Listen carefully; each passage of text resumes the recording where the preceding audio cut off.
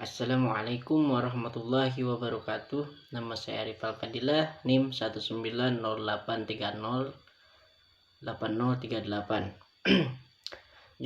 Mahasiswa jurusan Bahasa dan Sastra Arab semester 5 kelas B. Kali ini saya akan menjelaskan tentang neurologi bahasa. Sebelumnya kita mesti tahu itu bahasa. Kita sebagai makhluk sosial sangat memerlukan alat untuk berinteraksi, yaitu bahasa. Hal ini didukung dengan pengertian bahasa dalam Kamus Besar Bahasa Indonesia atau KBBI yang bunyinya adalah bahasa adalah sistem lambing bunyi yang dipakai oleh suatu masyarakat untuk berinteraksi, percakapan yang baik, tingkah laku yang baik, dan sopan santun. Sedangkan aspek neurologis sendiri yaitu kaitan antara otak dengan bahasa. Menurut Shire mengemukakan bahwa dalam sistem saraf manusia, otak merupakan pusat saraf, pengendali pikiran, dan mekanisme organ tubuh dalam manusia, termasuk mekanisme yang mengatur pemrosesan bahasa.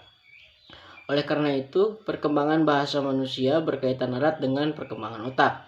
Untuk mengetahuinya akan saya jelaskan berikut ini.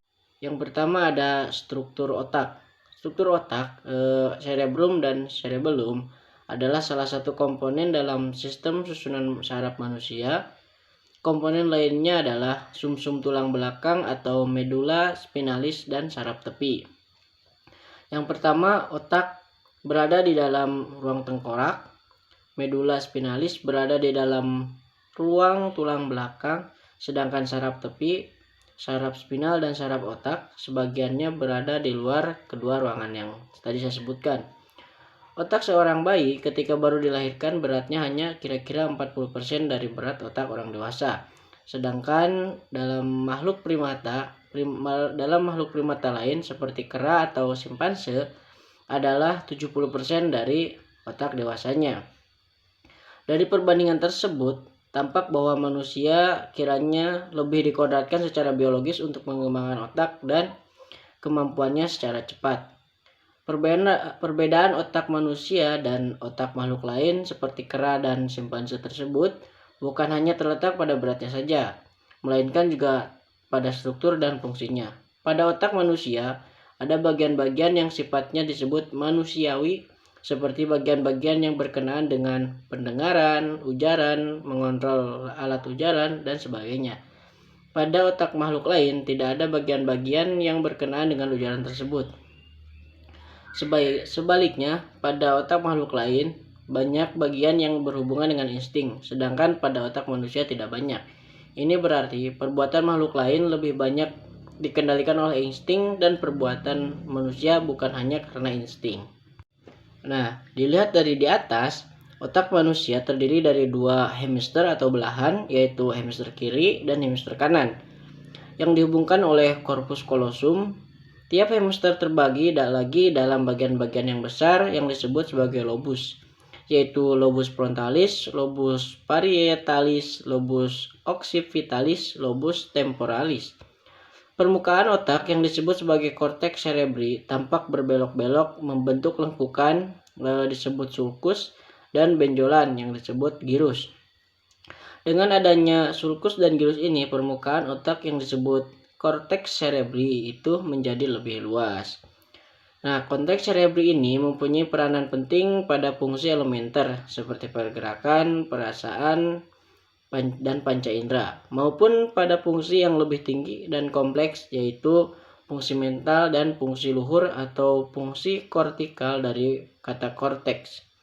Fungsi kortikal ini antara lain terdiri dari isi pikiran manusia, ingatan atau memori, emosi, persepsi, organisasi gerak dan aksi, dan juga fungsi bicara. Selanjutnya, perkembangan otak. Perkembangan atau pertumbuhan sel otak manusia berlangsung dengan sangat cepat. Sejak bayi hingga akhir masa remaja, pengenalan terhadap lingkungan baru pada rentang usia tersebut memicu lahirnya jutaan sel-sel baru, dan pertumbuhan ini masih akan terus berkembang pada saat usia dewasa meskipun lebih lambat. Nah, perkembangan atau pertumbuhan otak manusia menurut Paul P. terdiri atas 6 tahap, yaitu yang pertama pembentukan tabung neural, yang kedua proliferasi selular untuk membentuk calon sel neuron dan gila, yang ketiga perpindahan seluler dari germinal subemendemal ke korteks, yang keempat diferensiasi selular menjadi neuron spesifik, yang kelima perkembangan akson dan dendrit yang menyebabkan bertambahnya sinaps, dan yang keenam yang terakhir eliminasi selektif neuron, sinaps dan sebagainya untuk spesifikasi. Kelahiran saraf baru bisa saja terjadi di wilayah otak lain dan urat saraf tulang belakang. Ia seperti sel kulit, lahir untuk memperbarui sel-sel yang telah mati. Dengan demikian, kemungkinan besar sel otak juga dapat memperbaharui dirinya sepanjang waktu. Yang selanjutnya adalah fungsi kebahasaan otak. Sudah dikemukakan bahwa kedua hemisfer otak mempunyai peranan yang berbeda bagi fungsi kortikal. Fungsi bicara bahasa dipusatkan pada hemisfer kiri bagi orang yang tidak kidal. Hemisfer kiri ini disebut hemisfer dominan bagi bahasa dan korteksnya dinamakan korteks bahasa. Hemisfer dominan atau superior secara morfologis memang agak berbeda dari hemisfer yang tidak dominan atau inferior. Hemisfer dominan lebih berat, lebih besar girusnya, dan lebih panjang.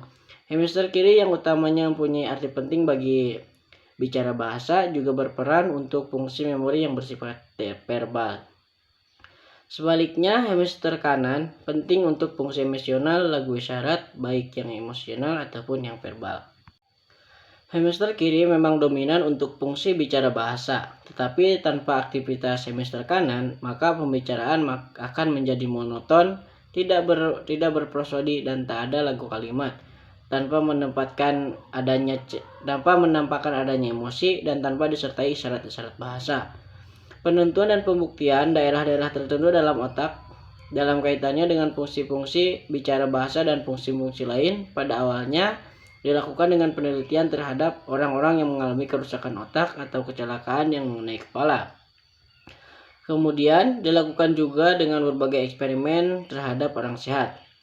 Satu daerah lagi yang terlibat dalam proses ujaran dalam daerah konsep, ujaran superior, dan daerah motor suplementer. Bukti bahwa daerah itu dilibatkan dalam artikulasi ujaran fisik berasal dari ahli bedah saraf Penfield dan Robert yang melakukan penelitian teknik ISB. Dengan bantuan arus listrik, keduanya dapat mengidentifikasi daerah-daerah otak yang dipengaruhi rangsangan listrik. Daerah-daerah yang dipengaruhi rangsangan listrik itu mempengaruhi hasil ujaran secara normal. Karena daerah motor suplementer itu berdekatan dengan celah yang digunakan untuk mengendalikan gerak fisik, yakni menggerakkan tangan, kaki, lengan, dan lain-lain.